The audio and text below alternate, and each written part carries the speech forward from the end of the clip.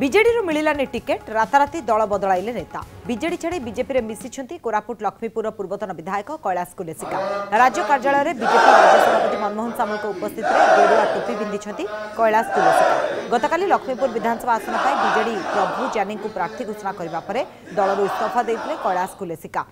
Supremo नवीन पट्टनायक पाखक निज इस्तीफा पत्र पठाई से उल्लेख करते दल कठिन परिश्रमर मूल्य बुझीपारा ना केवल से नुहे राताराती बीजेपी में जोग देते राज्य बीजेपी सभापति मनमोहन सामल और बीजेपी नेता अरिंदम राय उपस्थित दल में जोग देते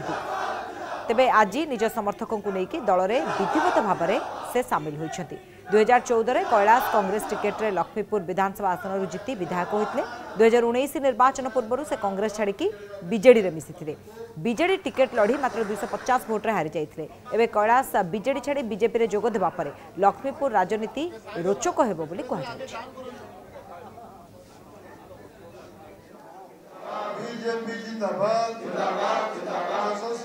दल आग करना बीजेपी रे मिसी बीजेपी जो भरोसा आम सारा भारत में अच्छी कार्यक्रम करने गोटे साधारण कर्मी हिसाब से बीजेपी रे काम करने को आसी।